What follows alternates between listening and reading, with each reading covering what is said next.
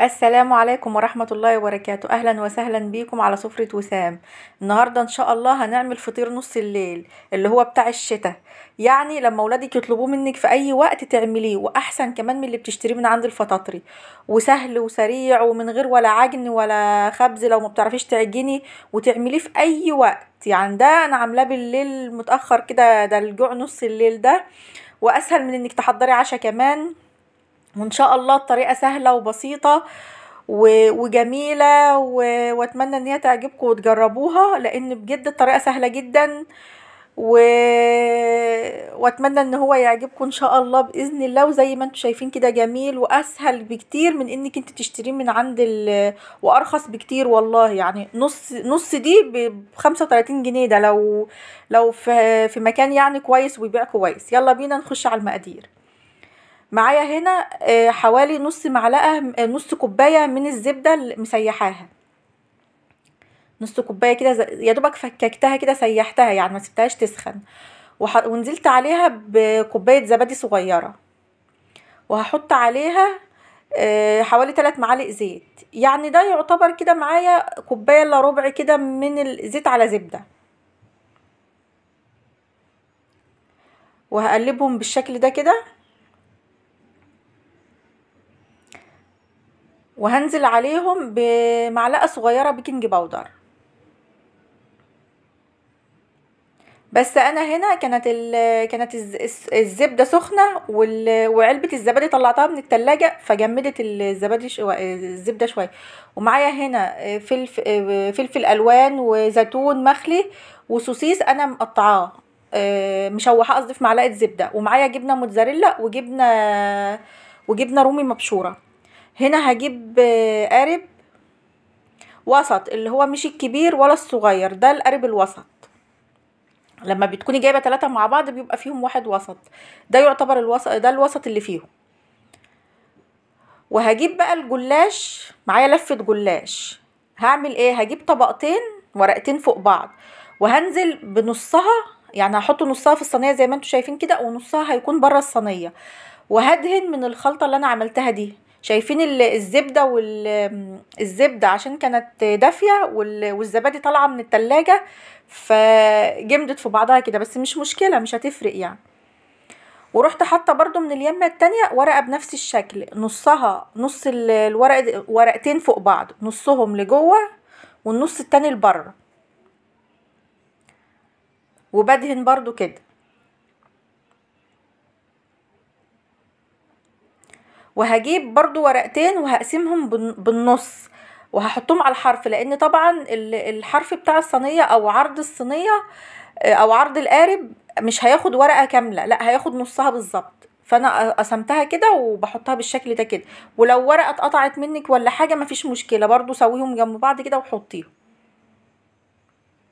اتمنى ان تكون الطريقه واضحه، لان هي سهله جدا بصراحه يعني وجميل وخفيف وحلو من غير عجن ومن غير حاجه. وده بيبقى احلى حاجه في الشتاء، انك مش هتعجني بقى والجو بيبقى برد، فهو بصراحه ده احلى فطير للشتاء. انا هكرر العمليه تاني، يعني هحط كمان ورقتين فوق بعض من نصهم كده، وهدهنهم برضو. تقدري تستكفي وحطيت برضو من اليمة التانية، تقدري تستكفي بمرة واحدة، يعني تعملي العملية دي مرة واحدة، ورقتين من الجنب ده وورقتين من الجنب ده. وبرضو نفس الحكاية، ورقتين من عرض الصينية من هنا وعرض الصينية من هنا. هنا انا بحط السوسيس، بس انا بحب ما احطوش كده على طول، لا انا ببقى مشوحاه في معلقه زبده الاول، دقيقه كده بس ياخد طعم كده، ويبقى بياخد تحميره بسيطه كده، وبيبقى الزبده بتديله طعم حلو. انا قطعته بالشكل ده كده، ونزلت عليه بالزيتون برضو، نفس مكونات البيتزا بالظبط. الحشوه بقى تقدري انت تحطي زي ما انت عايزه. وهنا الفلفل الالوان، الحشوه تقدري تحطي اللي انت عايزاه، يعني تحطي بسطرمه، تحطي سوسيس، تحطي لحمه مفرومه، تحطي جبن، تشكيله جبن. هنا انا معايا جبنه رومي مبشوره، تحطي قطع لانشون مع الجبنه، تحطي جبن، بس تحطي لان انا هعمل كمان صينيه تانية هعملها بالصدق. فانت تقدري تحطي التشكيله اللي انت عايزاها. انا هنا بحط جبنه موتزاريلا.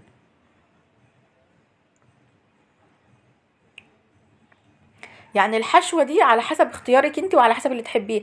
عندك شاورما فايضه منك، مثلا كنت عامله شاورما وفايض منك، عندك لحمه برضو نفس الحكايه، تقدري تقطعيها وتشوحيها ببصل كده لحمه برضو فايضه في شوربه ولا حاجه، تقدري تشوحيها في بصل كده وتقطعي معاها بصل وتشوحيها وتحطي لها شويه بهارات وتعمليها برضو خلطه وتقطعيها حتت صغيره. عندك فراخ فايضه منك نفس الحكايه، يعني الحشوه اللي انت عايزاها والمتوفر عندك.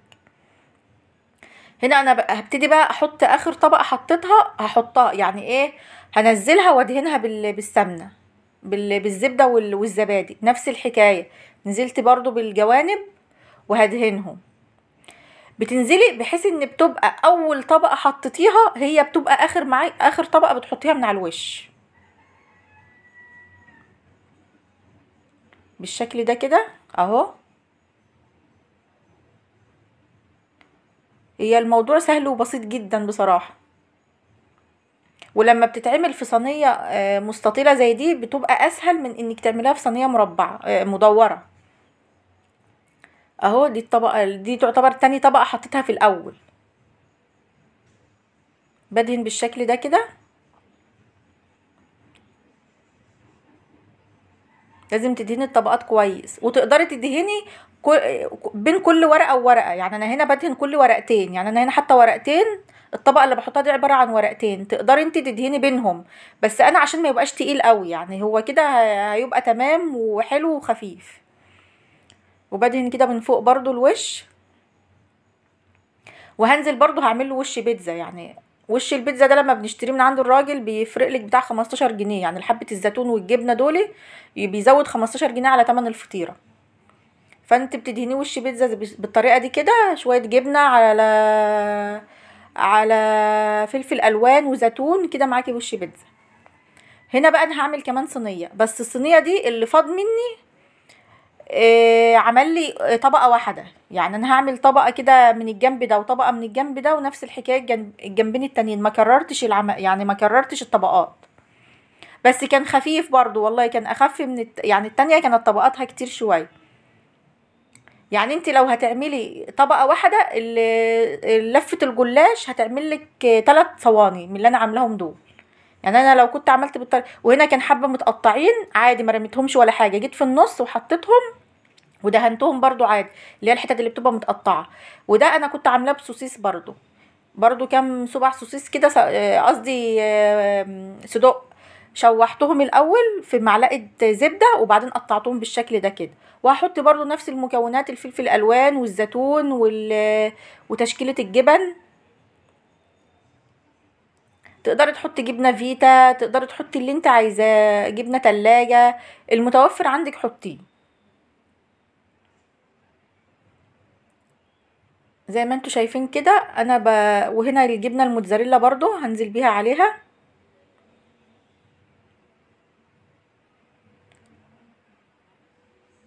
يعني انتي تقدري الحشوه تتحكمي فيها زي ما انت عايزه. وهنا هقفل الجوانب زي التانية بالظبط، بس زي ما بقول لكم دي كانت عباره عن طبقه واحده، يعني طبقه واحده من كل جنب.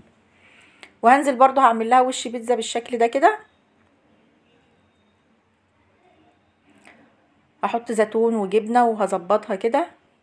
تقدري ما تعمل مش عايزاها بوش البيتزا ده تقدري تشيليه يعني براحتك، بس هو بصراحه بيديلها شكل حلو وبيبقى طعمها حلو، وبتبقى شكلها زي اللي بتشتريها من بره بالظبط،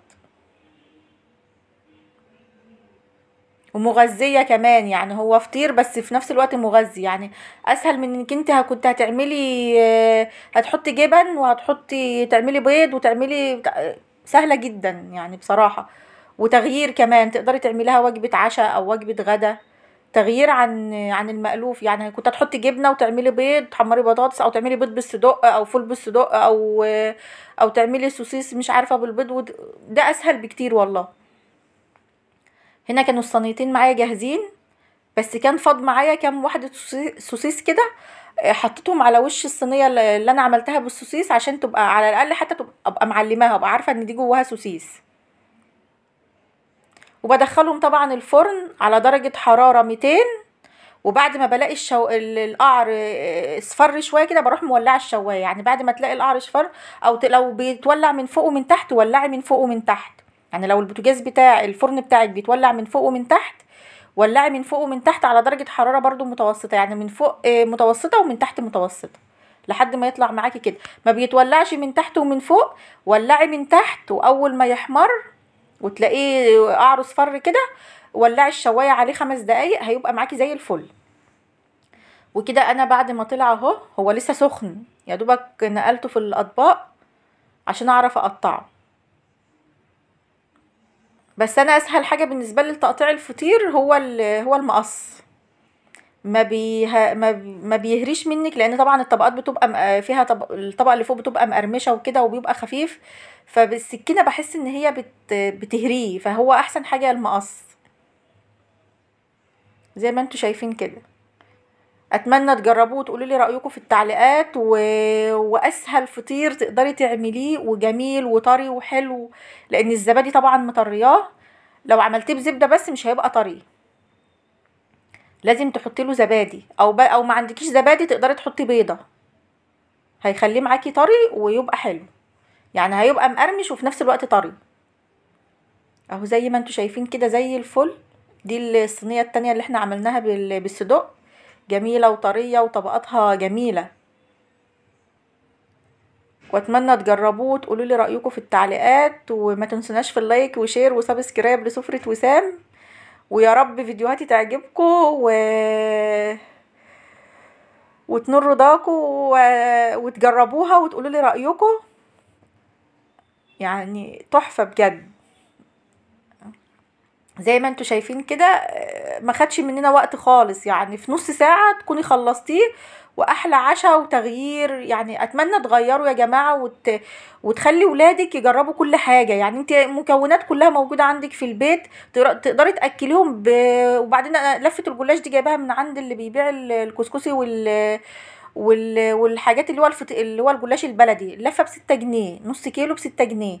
يعني اوفر من لو هتجيبي عيش فينو هتجيبي ب10 جنيه عيش فينو. يعني اوفر بكتير حتى انك تجيبي عيش فينو وتغيير. يعني تغيير عن المألوف وحاجة جديدة. وولادك بدل ما تروحي تجيبي فطيرتين زي دول مش اقل من 100 جنيه، لا انتي عملتيهم بحاجات بسيطة وكلها موجودة عندك في البيت وما خدش منك ولا وقت ولا مجهود. لو مش بتعرفي تعجني وتخبزي وتفردي الفطير والكلام ده كله، ده سهل وبسيط. وفي الشتاء ده تعمليه بالليل كده وانتي قاعدة، ولادك هيفرحوا بيه جدا جدا جدا. والسلام عليكم ورحمة الله وبركاته.